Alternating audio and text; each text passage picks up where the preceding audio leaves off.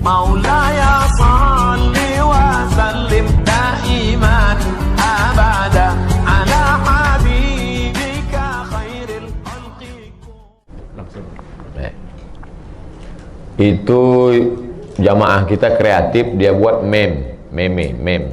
Dibuatnya gambar saya, di samping itu kata-kata. Ada perempuan yang ketika tidur tapi dosanya mengalir pada dia. Dia sedang makan tapi dosanya mengalir pada dia. Apa salah dia? Karena dia sudah memperlihatkan dirinya dilihat orang lain. Maksudnya, memang betul itu ceramah saya. Dari mana Ustaz ambil? Dari hadis. Man sanna fil islami sunnatan hasanatan, siapa yang membuat tradisi yang baik, falahu ajruha, dia dapat pahalanya, wa ajru man amila biha, orang lain yang melakukannya. Bapak yang membuat tradisi silaturahim seperti ini dilanjutkan oleh anak cucu, kita sudah tidak ada, maka mengalir karena tradisi yang baik. Begitu juga sebaliknya, man sanna fil islami sunnatan sayyi'atan, siapa yang membuat sesuatu yang tidak baik, falahu wizruha, dia dapat dosanya, wa wizru man amila biha min ba'dih, setelah dia mati, jangankan ketika hidup, sudah mati pun tetap mengalir. Nah, gambar apa yang dimaksud? Gambar memancing aurat, hawa nafsu, mempertunjukkan yang tak layak. Adapun gambar ibu beramai-ramai, menutup aurat, pakaiannya longgar, tidak sempit, tidak menampakkan auratnya, menjaga, tidak dengan pose-pose yang memancing, lalu kemudian dilihat orang banyak, maka tidak ada yang terpancing, tidak ada yang membangkitkan hawa nafsu, ya nggak apa-apa. Makanya kalau mau posting gambar ramai-ramai, beramai-ramai. Kalau bisa ramai sampai kecil sebesar beras. Agak kelihatan. Alhamdulillah kami diberikan Allah kesempatan untuk ikut maulid bersama kemarin dengan istri Habib Umar bin Hafiz. Oh, nggak boleh foto Pak Ustadz di luar. Itu nggak apa-apa. Tapi kalau pose dia sendiri, jilbabnya pula sampai ke leher, bajunya pula sempit. Dia pakai baju sempit, orang yang menengok yang sesak napas. Nauzubillah. Nah, ini diposting, nah, ini dosa jariah. Jadi yang sudah sempat kami posting yang dulu Pak Ustadz, coba posting sekali lagi. Buat di postingan itu, saudaraku yang pernah men-save fotoku dulu, tolong kalian delete, karena aku sudah taubat minta ampun sama Allah. Kalau kalian tetap juga megang, dosanya ku transfer ke kalian. Mudah-mudahan mereka bertobat. Wallahu a'lam bishawab.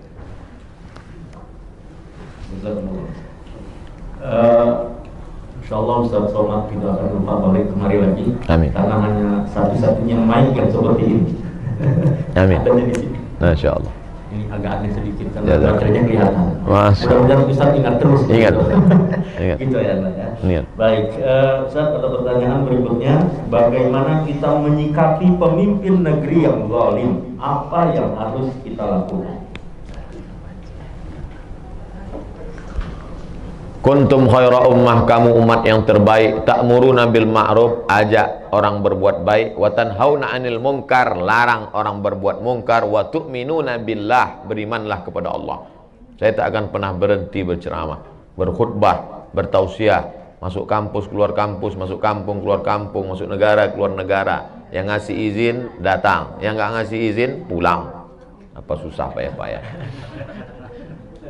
Selama hayat di kandung badan, selama masih boleh. Kalau tidak juga boleh. Seperti Imam Bukhari. Imam Bukhari itu dulu begitu juga. Imam Bukhari nggak boleh ceramah, akhirnya ngadu kepada Allah. Allahumma qad dhaqat alayyal ardu bima rahubat faqbidni. Ya Allah, dulu waktu aku menuntut ilmu 16 tahun keliling Makkah, Madinah, Mesir menuntut ilmu. Tapi sekarang begitu banyak tekanan.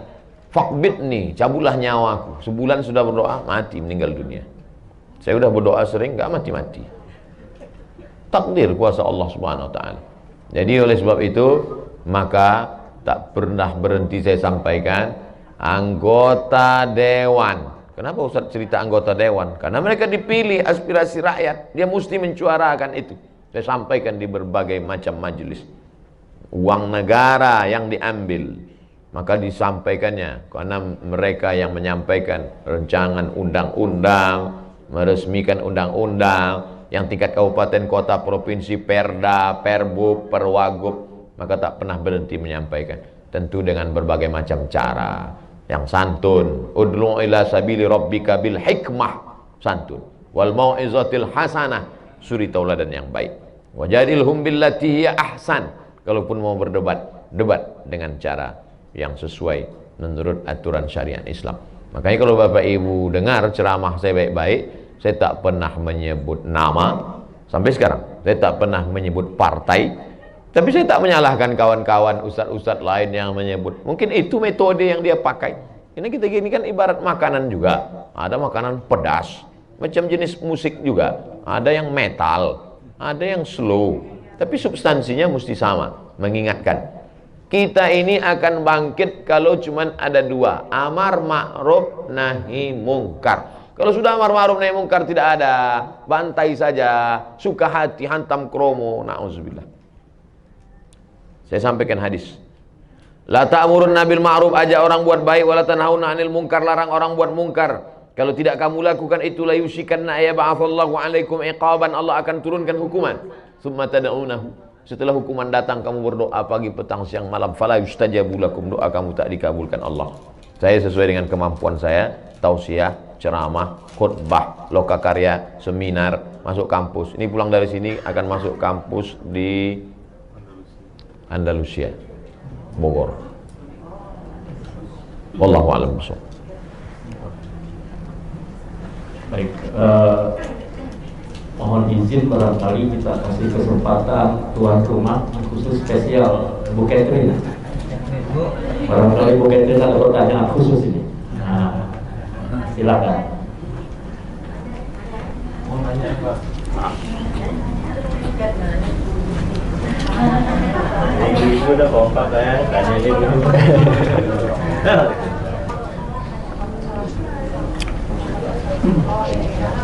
Kamu panggilkan sama kakaknya.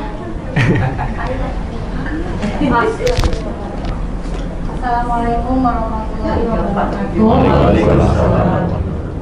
Ustadz, kalau nggak salah saya pernah nonton ceramah Ustadz di YouTube.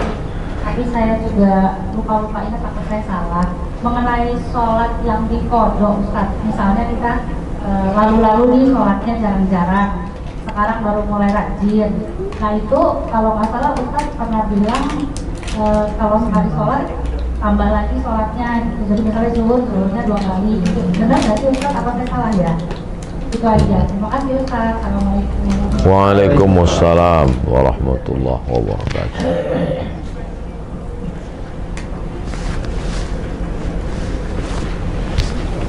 Langsung saya jawab Ustaz. Nanti habis sholat zuhur sekali lagi. Usolli fardhu zuhri 4 raka'atin qada'an. Habis sholat asar sekali lagi. Usolli fardhu asri 4 raka'atin qada'an. Jangan di masjid, nanti jadi fitnah. Ente sholat apa tadi? Mana ada ba'diyah asar? Asar sama subuh dibuat di rumah. Kalau habis ba'diyah maghrib dibuat, bolehkah sebelum ba'diyah atau ba'diyah? Boleh aja. Berapa mazhab yang mewajibkan qadha ini? 4 mazhab. Hanafi, Maliki, Syafi'i, Hambali. Tapi kata ustadz kami katanya nggak perlu qadha, istighfar aja cukup. Ibnu Taimiyah. Bukan mazhab 4. Ada tuh ustadz. Ustadz, saya baru taubat. Ya, sholat saya yang dulu saya ganti atau gimana? Udah istighfar aja selesai. Ibnu Taimiyah. Ah, saya ikut ini aja Pak Ustadz. Ya nggak apa-apa. Saya kan menyampaikan 4 mazhab. Tapi saya, dalil-dalilnya Pak Ustadz, sahabat saya sudah nulis di internet. Cara nyarinya Pak Ustadz, buka Google, tulis di situ, sholat qadha Ustadz Sarwat. Kita tes ya, dapat apa enggak. Buka Google, tulis di situ, sholat qadha Ustadz Sarwat. Ustadz Sarwat punya rumah fikih. Sholat qadha Ustadz Sarwat. Nah, di situ dia tulis dalil-dalilnya. Nah, itu ada video, ada bagaimanakah ketentuan tata cara mengqadha sholat, www.rumahfikih.com, Ustadz Ahmad Sarwat LCMA. Ada.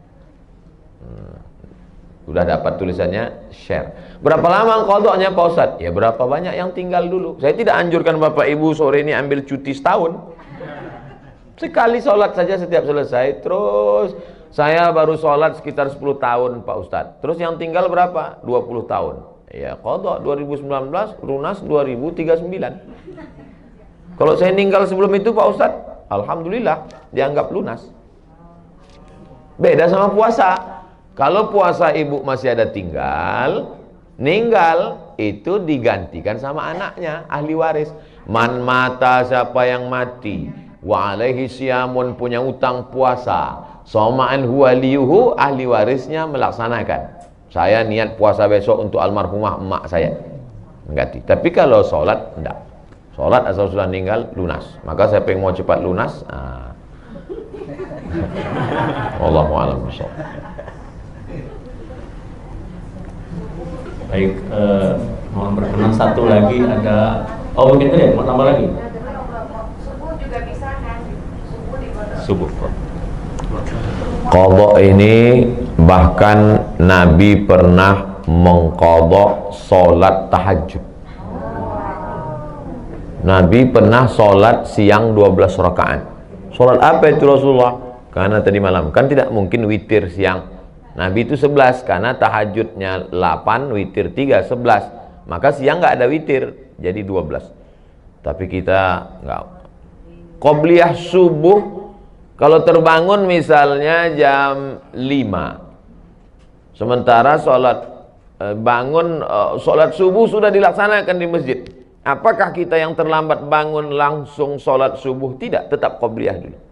Qobliyah dulu, jangan sampai tinggal qobliyah. Rakaat al-fajri 2 rakaat qobliyah subuh khairum minad dunya wa ma fiha, lebih baik daripada dunia dan seisinya. Bagaimana kalau masuk masjid sudah qomat? Qad qamatis shalatu, qad qamatis shalah. Tetap salat subuh, qobliyahnya diqadha setelah salat subuh.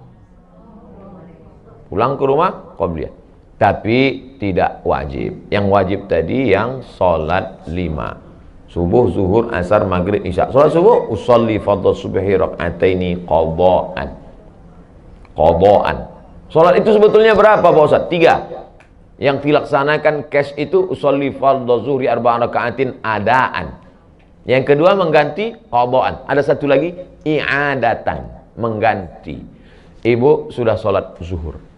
Selesai salat zuhur, pas mau makan, cuci tangan, tiba-tiba ngelihat ada kulit ikan mas nempel di kulit. Berarti wuduknya tadi batal, karena ada kulit yang tidak kena air. Maka sholat zuhur sekali lagi bukan qadha, tapi i'adah, siaran ulangan. Usolli fardhu zuhri. Atau bapak, ketika bapak sudah selesai sholat, istri bapak ngomong, papa, itu tumitnya saya lihat ada cat. Tumit yang kena cat, habis ngecat, maka itu tidak kena air wudhu. Ambil thinner, ambil bensin, bersihkan, wudhu sekali lagi, sholat yang tadi diulang. Kenapa diulang? Karena sholatnya tidak sah akibat wudhunya tidak sempurna. Nama sholatnya i'adah. Jadi sholat ada 3. Adaan, qadha'an, i'adah. Wallahu a'lam. I'adah, ulangan. I'adah. Usolli fardhu subhi, usolli fardhu zuhri 4 raka'atin i'adatan. Baik, dia mau bertanya, silakan. Saya langsung.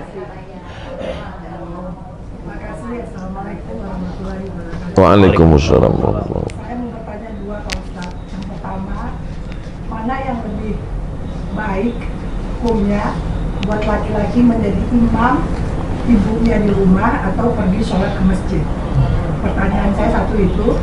Yang kedua, kadang-kadang kita melihat kawan-kawan itu kalau ngambil air wudhu itu tidak sampai ke sikunya, tidak basah sikunya, hanya di sini saja. Apakah kita boleh mengingatkan kepada orang yang seperti itu? Terima kasih. Wassalamualaikum warahmatullahi wabarakatuh. Waalaikumsalam. Ibu ayah kita sudah tua, tidak bisa ke masjid, lalu dia ada di rumah. Bagaimana cara kita berbakti sebagai kepala rumah tangga, suami laki-laki sholat di masjid? Setelah selesai sholat di masjid, pulang ke rumah, sholat sekali lagi. Jadi imam. Bolehkah kita sholat 2 kali? Boleh. Sholat yang pertama itu menggugurkan kewajiban, Sholat yang kedua itu mencari fadilah, keutamaan. Mana dalilnya? Ini kan lagi tren nih sekarang. Mana dalilnya? Nabi sholat bersama sahabat di Masjid Nabawi. Setelah selesai sholat, Nabi pulang ke rumah, sahabat itu duduk di masjid. Tak lama datang orang kampung sahabat itu, musafir, mau jumpa Nabi. Lalu orang kampung itu mau sholat dan meminta sahabat itu menjadi imam. Padahal dia sudah sholat sama Nabi. Itulah dalil boleh sholat 2 kali, dan imamnya boleh sholat mencari fadilah, makmumnya sholat menggugurkan kewajiban. Jadi dua-dua dapat. Laki-laki sholat di masjid, laki-laki soleh. Laki-laki yang sholat di rumah, laki-laki solehah. Jangan sampai sholat di rumah. Lalu kemudian kalau nampak orang sikunya tidak kena air, tidak basah, apa kata Nabi? Wailun lil a'qab, celakalah tumit. Hadis sahih riwayat Abu Hurairah radhiyallahu an. Wail neraka, wail celaka, lil a'qab tumit celaka. Rupanya ada orang yang air disiramkan dari atas tumit tak kena. Nah, jadi disiram kena tumit. Celah-celah jari ini dicelahi pakai kelingking supaya air masuk ke dalam. Siku disapu. Kalau ibu berani berkata begitu, sampaikan wailun lil siku, celaka siku. Tapi kalau nggak berani, ya pelan-pelan lah, celaka siku. Maksudnya lebih lembut, lebih soft, kasih dia kirim video, nomor WA dia ada, kirim video. Ini cara, tata cara wudhu yang benar. Hasan Husain cucu Nabi melihat ada orang tua wudhunya nggak benar. Tapi cara ngasih taunya gimana? Husain nanya Hasan, Hasan gimana wudhu? Hasan pun wudhu di depan Husain. Orang tua ini ngelihat. Pas dia ngelihat baru dia sadar, oh rupanya saya salah tadi. Begitu akhlak Hasan dan Husain. Bukan dia tunjuk. Sekarang kan banyak nih anak-anak muda baru ngaji, diceramahi pula lagi. Assalamualaikum. Tentu orang itu tersinggung. Mungkin niatnya baik, tapi caranya tidak santun. Nah, jadi ibu wajib mengingatkan dia. Bayangkan sholatnya nggak sah seumur hidup, nggak sah sholatnya gara-gara wudhu tak sampai ke siku.